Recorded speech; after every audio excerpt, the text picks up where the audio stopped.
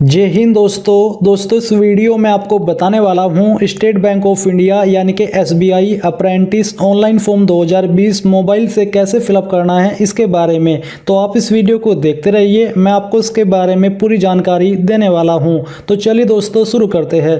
दोस्तों अभी जो वेबसाइट आप इस वीडियो में देख पा रहे हो, इसी वेबसाइट के माध्यम से अप्लाई ऑनलाइन किया जाएगा और ये वेबसाइट आपकी लैंडस्केप मोड में ही ओपन होगी, जैसे कि अभी आप वीडियो में देख पा रहे हो। अगर आप इसको पोर्ट्रेट मोड में ओपन करोगे तो ये ओपन नहीं हो पाएगी। यहाँ पर ओपन करने के बाद वेबसाइट पर आप देखोगे कि आप लोग इस फॉर्म को 20 नवंबर 2020 से लेकर 10 दिसंबर 2020 तक अप्लाई कर पाओगे और इसके अंदर आपके 8500 पद निकाले गए हैं। तो यहाँ पर आना है और आने पर आपको click here for new registration के ऊपर क्लिक कर देना है।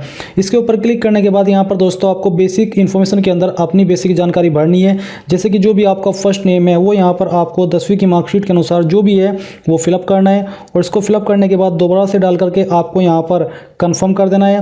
फिर इसके बाद अगर आपका मिडिल नेम है तो यहाँ पर डाल दीजिए, नहीं तो खाली छोड़ दीजिए। नहीं तो आपको यहाँ पर लास्ट नेम के अंदर जो भी आपका लास्ट नेम है वो यहाँ पर आपको एंटर करना है और इसको दोबारा से डाल करके आपको यहाँ पर कंफर्म करना होगा। अब आता है मोबाइल नंबर। अब यहाँ पर दोस्तों आपको अपना मोबाइल नंबर एंटर करना है, फिर उसको दोबारा से डाल करके आपको कंफर्म कर देना है। अल्टरनेटिव मोबाइल नंबर के अंदर अगर आप कोई दूसरा नंबर देना चाहते हो तो दे दीजिए, नहीं तो खाली छोड़ दीजिए। अब यहाँ पर आपको दोस्तों अपनी ईमेल आईडी के अंदर अपनी ईमेल आईडी का सिर्फ एड्रेस फिलअप करना है, जैसे कि मैं यहाँ पर आपको फिलअप करके दिखाने वाला हूँ। ये फिलअप करने के बाद आपको यहाँ पर डोमेन नेम के ऊपर क्लिक करके सिलेक्ट कर लेना है कि आपकी ईमेल आईडी कौन से डोमेन के ऊपर है।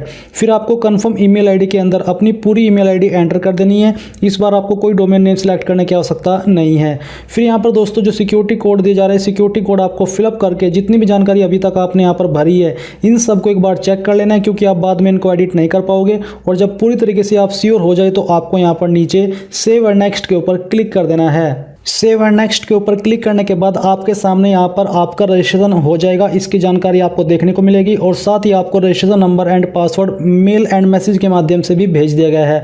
अब आपको इस स्टेप के अंदर अपना फोटो एंड सिग्नेचर अपलोड करना है। तो ये अपलोड करने के लिए आपको क्या करना है, यहाँ पर आपको scan photograph of the candidate के नीचे चूज फाइल के ऊपर क्लिक करना है और जहाँ पर भी आपकी फाइल मौजूद है वो आपको फाइल्स पर क्लिक करके सिलेक्ट करके अपलोड करनी है। अपलोड करने के बाद दोस्तों यहाँ पर आपका फोटो आ जाएगा। मैंने ये फॉर्म रैंडमली फिलअप किया, यानी कि डेमो के रूप में फिलअप किया। तो मैंने यहाँ पर एक जो मेरे पास फोटो अवेलेबल था वही अपलोड कर दिया, बट आपको यहाँ पर डीओपी और ऐसे डेट लिखने की कोई आवश्यकता नहीं है। आपको सिंपली अपना फोटो अपलोड कर देना है और नीचे सिग्नेचर अपलोड करने के बाद यहाँ पर आपको देखने को मिल जाएगा। अब आपको यहाँ से नेक्स्ट के ऊपर क्लिक कर देना है। नेक्स्ट के ऊपर क्लिक करने के बाद आप यहाँ पर बेसिक इन्फॉर्मेशन पर आ जाओगे, जिसमें कि आपको सबसे पहले स्टेट यूटी यानी कि आपको वो स्टेट चूज करनी है जिस स्टेट से आप अप्लाई करना चाहते हो या फिर जिस स्टेट में आप अप्लाई करना चाहते हो। इसके बाद दोस्तों यहाँ पर आपको नीचे देखने को मिल पा रहा है ऑफिशियल लैंग्वेज। तो आपको यहाँ पर लैंग्वेज चूज कर लेनी है, हिंदी या फिर उर्दू। इसके बाद है are you proficient in reading writing speaking and understanding in any of the specified local language of that state, यानी कि इस स्टेट की जो लैंग्वेज यहाँ पर दी है क्या आपको इनमें से कोई एक लैंग्वेज लिखनी पढ़नी बोलनी और समझनी आती है। अगर आती है तो यहाँ पर यस कर दीजिए, नहीं तो आपको नो करना होगा। इसके अलावा आपसे पूछा जा रहा है कि डू यू हैव 10th और 12th standard marksheet certificate evidencing having studied official local language, यानी कि जो आपने ऑफिशियल लैंग्वेज चूज किया क्या या आपने 10वीं या फिर 12वीं के अंदर वन ऑफ सब्जेक्ट के रूप में पढ़ी है। अगर पढ़ी है तो यस कीजिए, नहीं तो आपको नो करना होगा। इसके बाद दोस्तों यहाँ पर आपको डिस्ट्रिक्ट चूज कर लेनी है कि जिन डिस्ट्रिक्ट में आप अप्लाई करना चाहते हो। तो पहले डिस्ट्रिक्ट यहाँ से सिलेक्ट कर लीजिए। इसके बाद जो भी आप सेकंड डिस्ट्रिक्ट रखना चाहते हो वो चूज कर लीजिए। थर्ड डिस्ट्रिक्ट आप किसे प्रेफरेंस देना चाहते हो वो चूज कर लीजिए। इसके बाद कास्ट कैटेगरी आपकी क्या हो यहाँ से आपको सिलेक्ट कर लेनी है। तो चलिए हम यहाँ से इसको सिलेक्ट कर लेते हैं। और अगर आप यहाँ पर SC/ST कैटेगरी चूज करते हो तो आपको सब कास्ट भी एंटर करनी होगी, जो भी आपकी सब कास्ट है वो आपको एंटर कर देनी है। ये एंटर करने के बाद दोस्तों यहाँ पर नीचे देखने को मिल पा रहा है are you a person with disability, क्या आप विकलांग है। अगर है तो यस कर दीजिए, नहीं तो आपको नो करना है। अगर आप यस करोगे तो आपको जो नीचे है टाइप ऑफ डिसेबिलिटी, सब टाइप ऑफ डिसेबिलिटी, ये ऑप्शन भी यस नो में आंसर करने होंगे।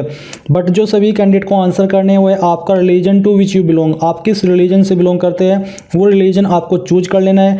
Do you belong to religious minority community, अगर आप करते हो तो यस कर दीजिए, नहीं तो आपको नो करना होगा।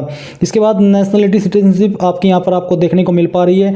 अब आता है state UT to which centre of exam belongs, यानी कि आप जो आपका एग्जाम सेंटर होगा वो किस स्टेट के अंदर रखना चाहते हैं वो आपको चूज करना है। फिर उस स्टेट के अंदर आप कौन सी डिस्ट्रिक्ट के अंदर अपना एग्जाम सेंटर रखना चाहते हो, डिस्ट्रिक्ट या फिर वो सिटी आपको सिलेक्ट कर लेनी है।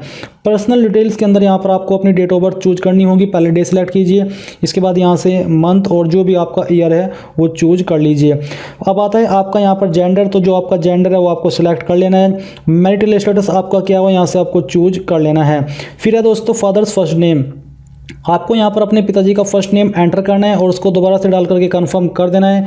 सेम तरीके से आपको यहाँ पर अपनी मदर्स का फर्स्ट नेम एंटर करना है और उसको दोबारा से डाल करके आपको कंफर्म करना होगा। इसके बाद दोस्तों यहाँ पर दोस्तों जो आपका फर्स्ट नेम है वो आपको कंफर्म नहीं करना है, बस आपको फर्स्ट नेम, मिडिल नेम और लास्ट नेम एंटर करना है, ना कि कंफर्म करना है। माफ़ी चाहता हूँ, ये थोड़ी सी मिस्टेक हो गई। अब दोस्तों नीचे आती है एड्रेस फॉर कॉरस्पॉन्डेंस, यानी कि प्रेजेंट एड्रेस। तो जो भी आपकी आईडी के अकॉर्डिंग एड्रेस है वो एड्रेस आपको यहाँ पर फिलअप कर देना है। इसके बाद दोस्तों आपको डिस्ट्रिक्ट के अंदर अपनी डिस्ट्रिक्ट खुद से एंटर कर देनी है। तो ये एंटर करने के बाद यहाँ पर दोस्तों नीचे दिया जा रहा है पिन कोड, तो आपको अपने पोस्ट ऑफिस और डिस्ट्रिक्ट का पिन कोड एंटर कर देना है। नीचे आता है same as address for correspondence permanent address. अगर आपका प्रेजेंट एड्रेस और परमानेंट एड्रेस सेम है तो यहाँ पर टिक कर दीजिए, आपको परमानेंट एड्रेस को दोबारा से भरने की आवश्यकता नहीं पड़ेगी। बट अगर अलग अलग है तो इसको अनटिक रहने दे करके अलग से अपना एड्रेस फिलअप कर दीजिए। फिर जो है आपका choose the address for GST invoicing, जो कि जनरल ओबीसी ईडब्ल्यूएस कैंडिडेट को चूज करना है कि कहाँ पर आप अपनी फीस की जो इनवॉइसिंग है वो भेजना चाहते हैं। SC ST को ये चूज करने की आवश्यकता नहीं है और फीस का अमाउंट आप यहाँ पर नील देख सकते हो। तो आपको जितनी भी जानकारी आपने यहाँ पर भरी हो एक बार चेक करनी है और फिर नीचे आकर के सेव एंड नेक्स्ट के ऊपर क्लिक कर देना है। इसके ऊपर क्लिक करने के बाद दोस्तों आपके सामने यहाँ पर क्वालिफिकेशन, एक्सपीरियंस और लैंग्वेज की जानकारी आ जाएगी। तो आपको सबसे पहले ग्रेजुएशन के ऊपर क्लिक करके चूज कर लेना है कि आपके पास इनमें से कौन सी डिसिप्लिन या फिर स्ट्रीम के अंदर ग्रेजुएट की योग्यता है। अगर इनमें से है तो चूज कीजिए, नहीं तो अदर्स के ऊपर क्लिक करके अलग से अपनी जो भी आपका स्ट्रीम है वो फिलअप कर दीजिए। नेम ऑफ कॉलेज, यूनिवर्सिटी के अंदर आपको अपने कॉलेज का पूरा नाम एंटर करना है। मैं शॉर्ट फॉर्म में लिख रहा हूँ क्योंकि मैं इस वीडियो को डेमो के रूप में बना रहा हूं, तो इसलिए मैं यहाँ पर इसको फिलअप कर रहा हूं।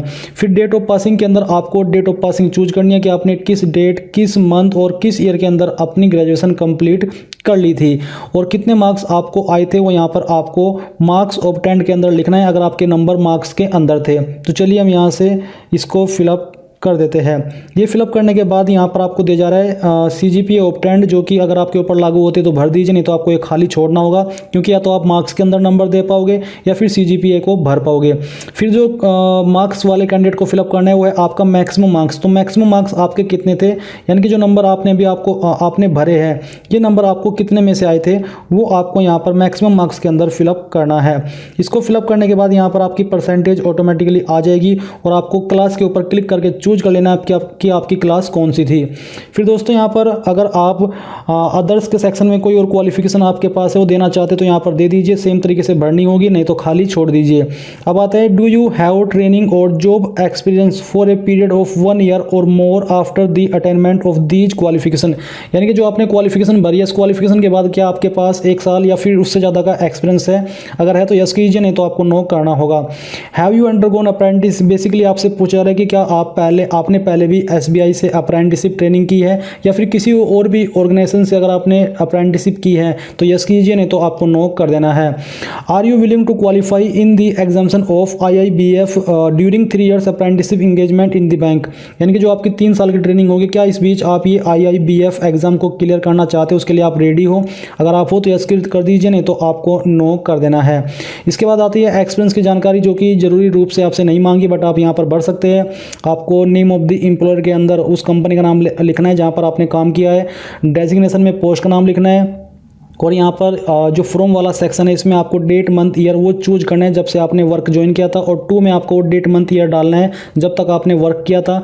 और नेचर ऑफ ड्यूटीज़ के अंदर आपको अपने काम के नेचर के बारे में थोड़ा सा शॉर्ट में लिख देना है, किस वजह से आपने जॉब छोड़ी वो आपको रिमार्क रीजन ऑफ लिविंग के अंदर लिख देना है। इसके बाद दोस्तों आपको यहाँ पर नीचे आना है और जो लैंग्वेज नोन है वो आपको यहाँ पर इस तरह से टिक करके बता देना है कि मुझे हिंदी लैंग्वेज रीड करनी, लिखनी और बोलनी आती है। अगर आपको कोई सेकंड लैंग्वेज आती है वो सेकंड लैंग्वेज आपको यहाँ पर फिलअप कर देनी है। फिलअप करने के बाद आपको सेम तरीके से टिक करके बताना है कि मुझे ये सब चीज़ें आती है। फिर आपको वैलिडिटी और डिटेल्स के ऊपर क्लिक करके जानकारी को वेरीफाई करने के बाद सेव एंड नेक्स्ट के ऊपर क्लिक कर देना है। इसके ऊपर क्लिक करने के बाद आपके सामने आपके फॉर्म का प्रीव्यू आ जाएगा जहाँ पर आपके द्वारा भरी गई सभी जानकारी को आप कंफर्म कर सकते हो, और अगर आपको लगता है कि कहीं पर कोई जानकारी गलत है तो आप उसको अभी भी एडिट कर सकते हो। तो आपको यहाँ पर फोटो के नीचे I confirm that this is my photo, इसके ऊपर टिक करना है। टिक करने के बाद आपको सभी जानकारी को चेक करते हुए नीचे आना है और डिक्लेरेशन के नीचे आई एग्री के ऊपर क्लिक करना है। इसके अलावा I confirm that this is my signature यहाँ पर टिक करना है और पूरी तरीके से श्योर होकर के कि हाँ मेरी सभी जानकारी सही है तो ही आप यहाँ पर फाइनल सबमिट के ऊपर क्लिक करके, क्योंकि इसके बाद अगर आप एक बार यहाँ से आगे बढ़ गए तो आप इसको एडिट नहीं कर पाओगे। तो चलिए हम यहाँ से इसको ओके कर देते हैं। ओके करने के बाद दोस्तों आपके सामने पेमेंट का पेज आ जाएगा। आपको सिक्योरिटी कोड फिलअप करने के बाद पेमेंट जमा करना होगा। मैंने इस फॉर्म को SC/ST से फिलअप किया है, इसलिए यहाँ पर आपके सामने डायरेक्टली प्रिंट आ चुका है और आपको मैसेज के माध्यम से बता दिया गया कि ये आपका फॉर्म सबमिट हो चुका है। बट जो कैंडिडेट जनरल OBC या EWS से भरेंगे उनको पहले फीस जमा करनी होगी और जब उनकी फीस सक्सेसफुल हो जाएगी तो उनके सामने ये इंटरफेस आ जाएगा जो कि अभी आप यहाँ पर वीडियो में देख पा रहे हो। आपको यहाँ से इसको प्रिंट के ऊपर क्लिक करके जहाँ पर आपको दिया जा रहा है प्रिंट एप्लीकेशन, इसको प्रिंट कर लेना है। तो इस प्रकार से दोस्तों आप SBI अप्रेंटिस ऑनलाइन फॉर्म जो कि आपका 8,500 पदों पर फिलअप किया जा रहा है इसको भर पाओगे। आई होप ये जो प्रोसेस है वो आपको पसंद आया होगा। अगर आपके सामने कहीं पर कोई प्रॉब्लम आई है इस फॉर्म को भरने में तो आप मुझे कमेंट करके पूछ सकते हो। एंड इस वीडियो के लास्ट में आपसे बस यही कहना चाहूँगा कि आप इस वीडियो को लाइक, शेयर और साथ ही साथ आपके अपने यूट्यूब चैनल ज्ञानदेव होस्ट को सब्सक्राइब कर ले और सब्सक्राइब करने के बाद बेल के आइकन को दबा दे ताकि आपको आगे आने वाली वीडियोज़ के नोटिफिकेशन सबसे पहले मिल पाए। जय हिंद दोस्तों।